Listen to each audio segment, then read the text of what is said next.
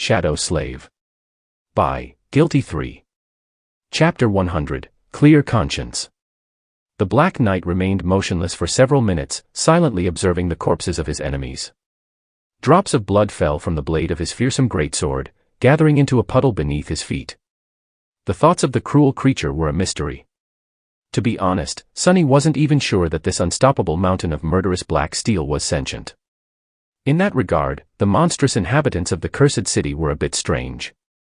Usually, nightmare creatures of higher classes possessed a perverse form of intelligence, which was often comparable to that of humans, and sometimes even surpassed it. However, that rule did not apply to every monster in this eerie place. From Sunny's observations, the dwellers of the ruined city could be roughly divided into two groups. The first group consisted of various creatures that came here from outside the wall, be it from the labyrinth or from the depths of the dark sea. These abominable things more or less followed the unnatural laws of the spell that every awakened was familiar with. The second group was different. These creatures, he suspected, were either created from the remains of the ancient residents of the city or, creepily, had actually been them once. The wraiths, as he called them, were much more unfathomable and dangerous.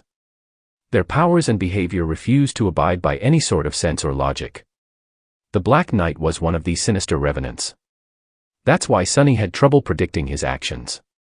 Most of the time, the regal devil was content simply patrolling the grand hall of the ruined cathedral and killing anything that dared to come inside. Just like he had killed those poor fools.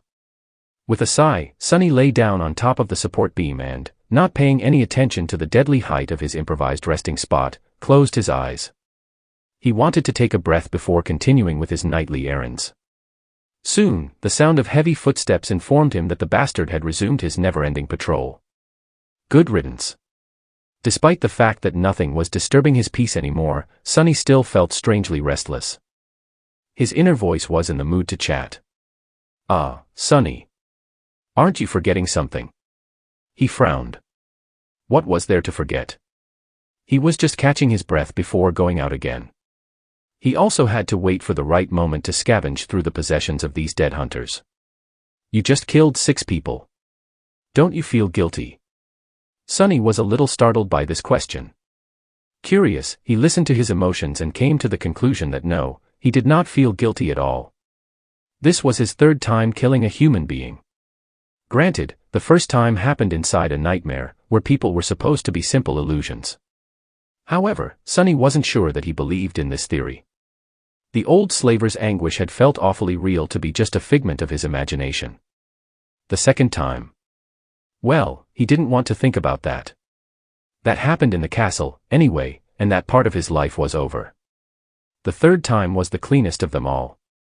Those thugs were going to rob and kill him, anyway. Sunny had seen through their intentions long before pulling on the invisible string and sending their leader into the cold embrace of death. He could have tried to run away, but they were very rude. If the thugs had insulted just him, Sunny might have tried to end the confrontation without bloodshed. However, they insulted Nephi's. Bastards deserved to die. Despite the fact that his relationship with Changing Star had become strained, he still cared about her a great deal. Leaving the castle did not mean that he had forgotten their friendship. It's just that there were more reasons to leave than to stay. With a sigh, Sunny summoned the beautiful bottle made out of patterned blue glass. This was the farewell gift that Cassie had given him before their parting. He cherished this memory very much. Bringing the bottle to his lips, Sunny took several sips of cold, delicious water and opened his eyes. He didn't want to rest anymore. Better to get moving.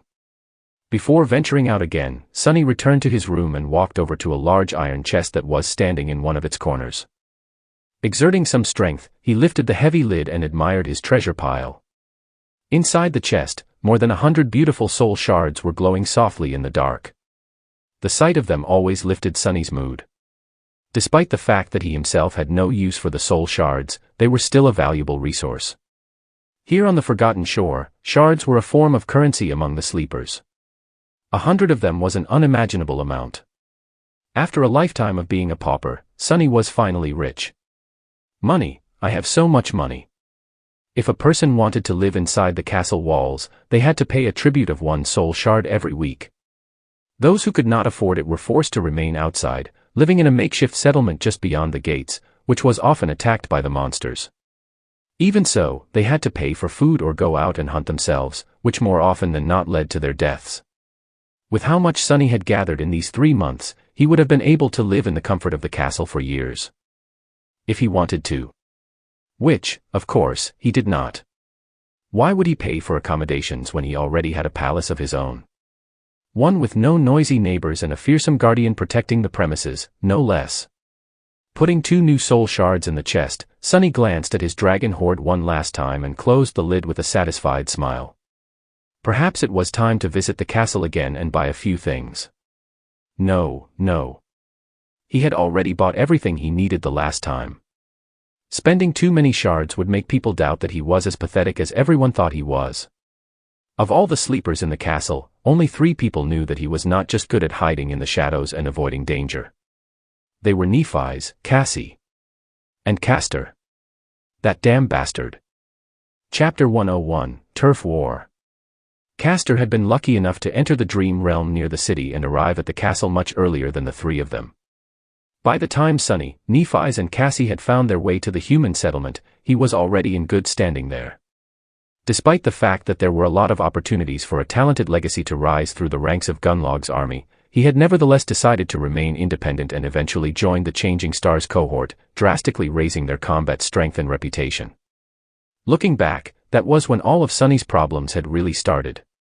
That's right, it was all his fault, not mine. Yeah, definitely. Grinding his teeth, Sunny kicked the heavy chest and cursed under his breath. Then, acting as if nothing had happened, he smiled brightly and left the hidden chamber once again. Down below, things were getting interesting. Attracted by the smell of blood, several monsters tried to enter the ruined cathedral to feast on the fresh corpses. However, the Black Knight was as full of wrath as ever. Just as Sunny climbed onto the support beams, he was finishing off a large creature that looked like a praying mantis made of human skin. Initially, Sunny planned to take a look at the material possessions left behind by the 5 unfortunate thugs, but the sight of the ferocious battle made him change his mind. He would have to do it later. Besides, his shadow had already looked through the bloody remains and came to the conclusion that there was nothing really valuable among the dismembered corpses. Not wasting any more time, Sunny escaped through the roof of the cathedral and retraced his steps to the place where he had fought the blood fiend.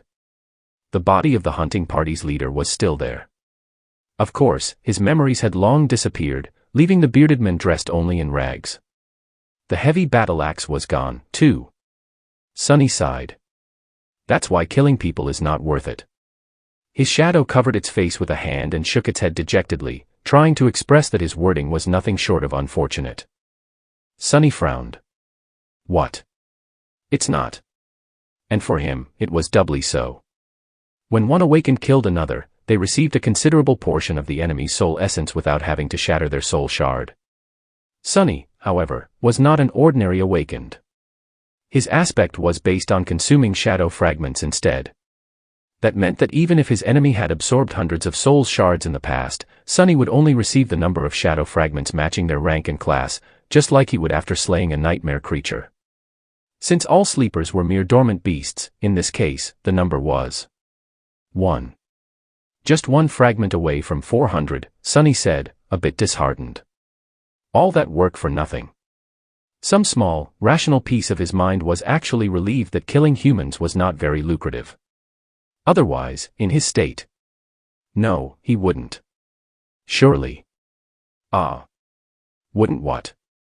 Sunny blinked a couple of times, waiting for his inner voice to answer. However, it was strangely silent. Shrugging, he bent down and searched the dead man's body, hoping to find something of value. However, he was left disappointed. There was no pouch full of soul shards as he had imagined. All Sunny found was a strange piece of fabric that had been secretively tucked away into the tall thug's shirt. Looking at the fabric, he noticed crude shapes drawn on it with ink. Some shapes looked strangely familiar. Is that a map? Indeed, it was a primitive map. The shapes he recognized were the various landmarks located in the neighboring parts of the cursed city. Sunny knew many of them by heart, and had even explored a few in the past. A treasure map.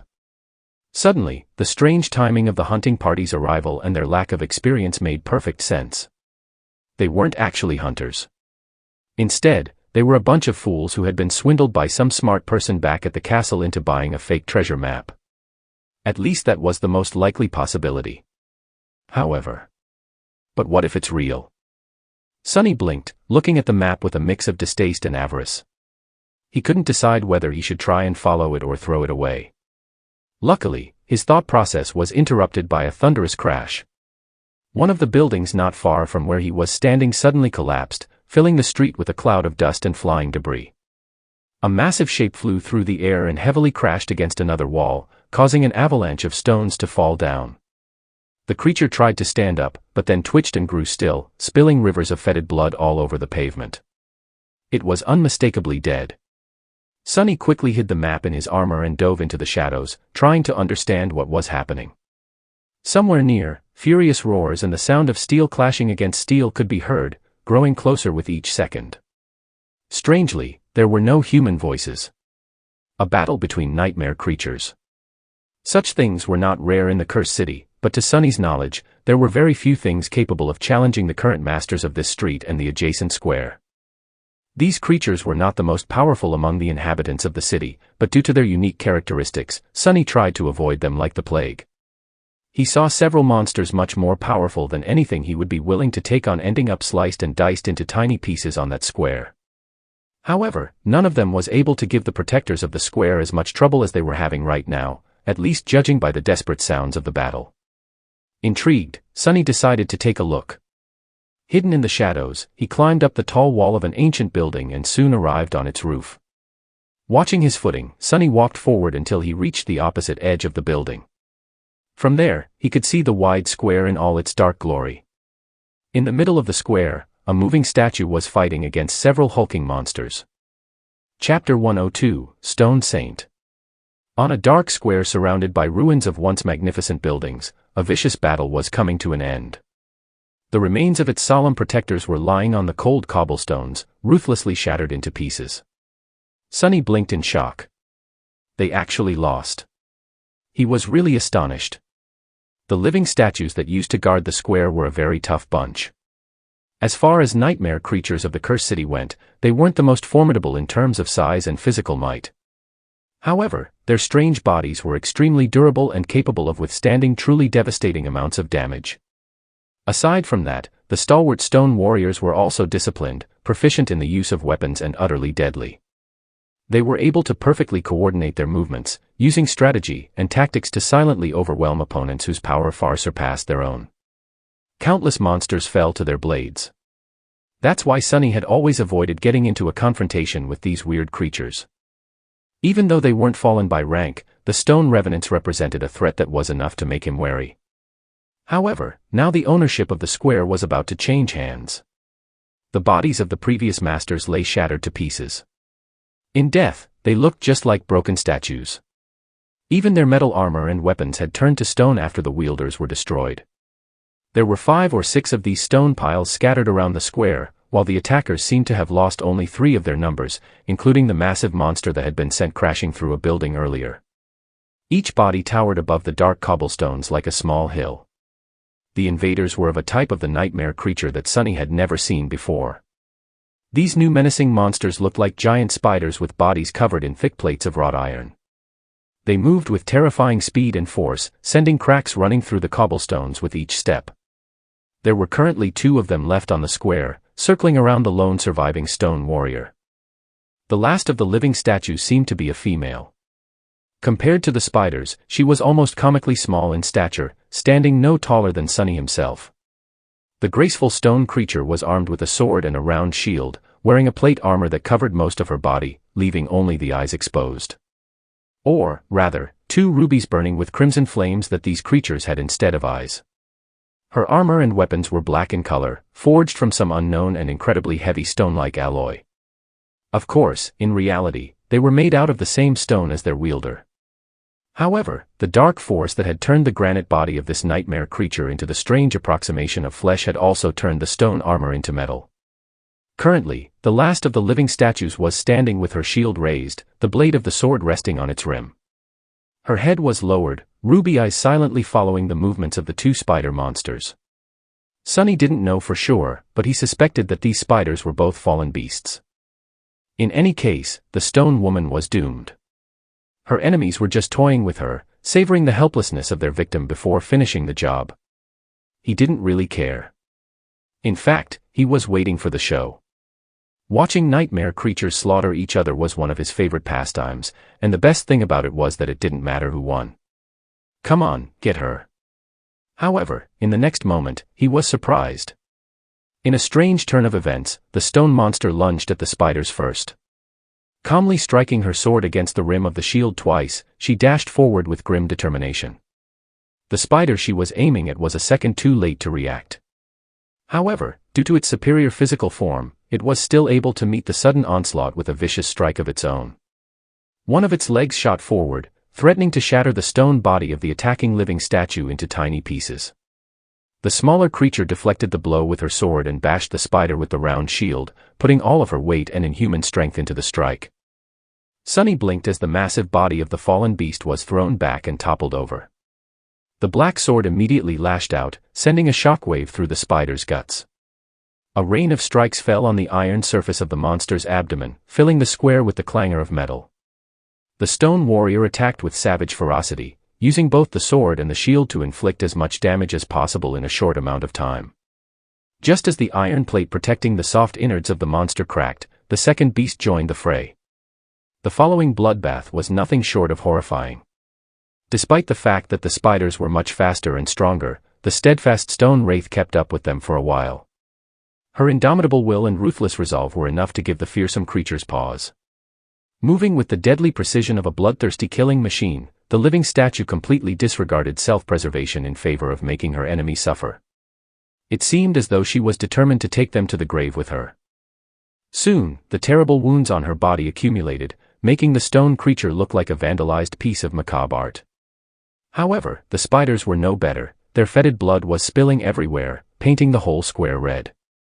Severed limbs and shards of cracked iron littered the ground, mixing with the shattered remains of the fallen stone warriors. Finally, one of the spiders fell heavily to the ground and twitched, drawing its last breath. The remaining beast lunged at the staggered stone monster, its countless eyes burning with fury. The round black shield rose one last time and then flew aside, torn away along with the right arm of the stalwart living statue. However, almost at the same time, the blade of her sword pierced through the massive beast's skull, ending its life just a moment before breaking apart and turning to stone. Sunny shook his head. What an impressive sight. A lowly awakened creature slaying two fallen beasts. Midnight Shard would have liked that fierce last stand a lot. Come to think of it, this was nothing short of inconceivable. However, the graceful stone warrior paid dearly for performing the bloody miracle. Staggering once again, she fell heavily to the ground, clearly done for. The battle for the ownership of the Dark Square was over. Nobody won.